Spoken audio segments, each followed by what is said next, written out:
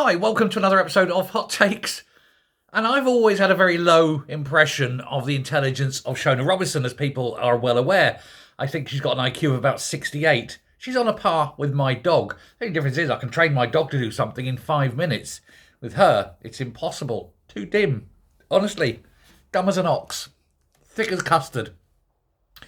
And that's why because they've finally realised that they can't have independence in Scotland, the people have rejected them. The last general election, they went from 49 to 9 MPs. The people of Scotland overwhelmingly said, on your bike.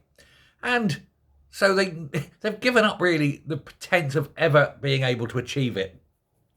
But they're so extreme, they still want it. So Shona Robison has said, and this is where she is confirming how absolutely dumb she is, that, they want fiscal autonomy. Now, I did the report on this, I did a video on this last week, where she went to the Scottish Affairs Committee in Westminster and asked them for fiscal autonomy so that they raise all their own money, they spend all their own money. It's basically independence by the back door.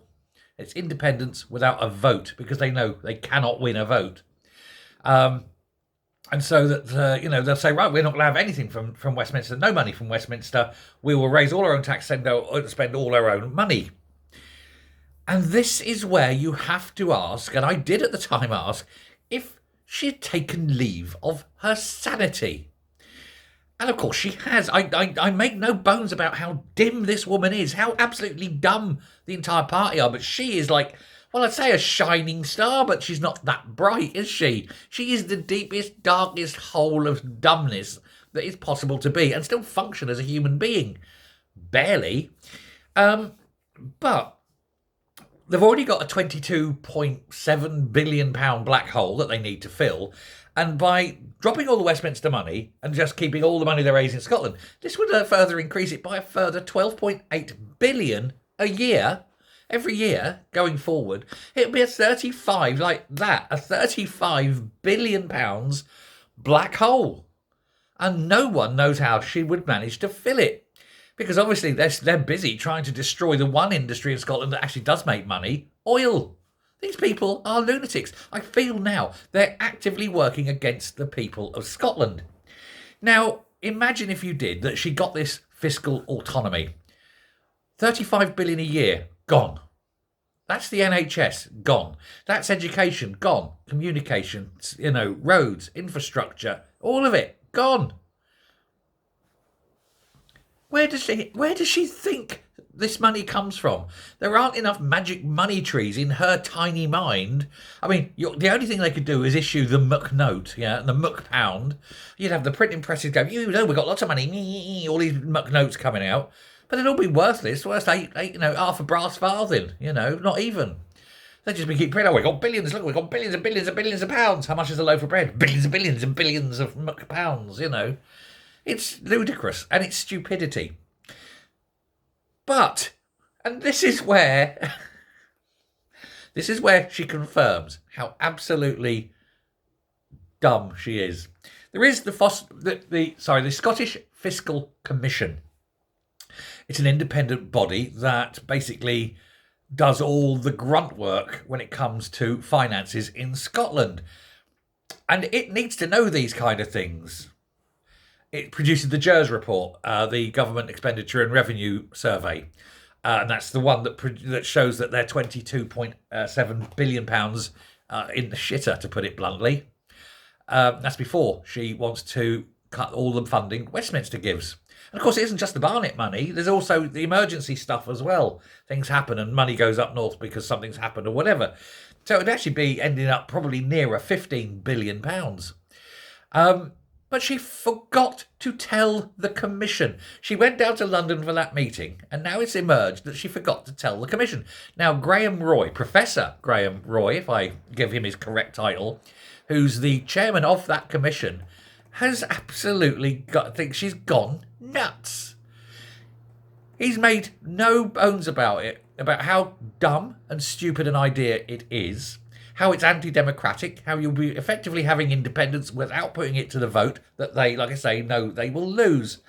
But in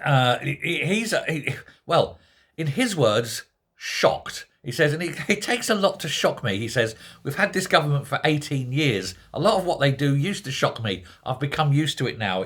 He says, but now, despite getting used to the sheer ludicrousness of this government, he says, they've shocked me once again.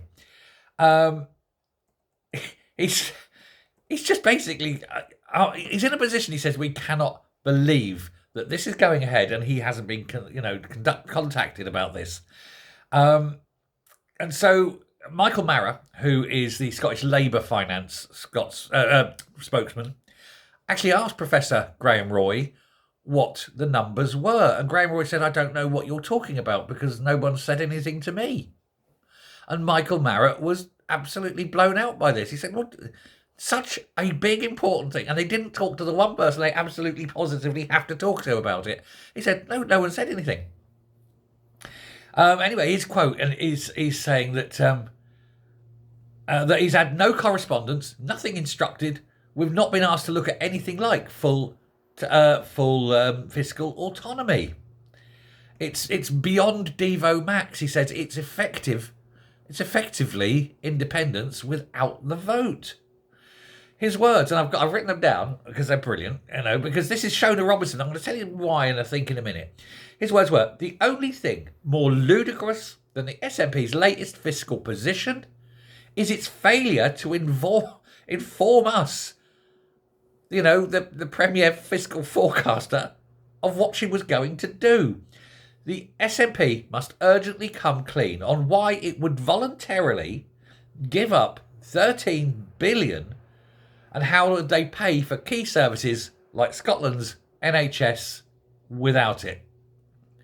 Now, it would actually cost more because, of course, there are things that would still be retained by Westminster, such as, for example, defence.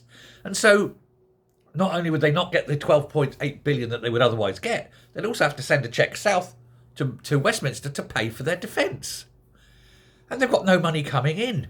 Now, either, and it's a choice, either she is as dumb as we think, and she really is.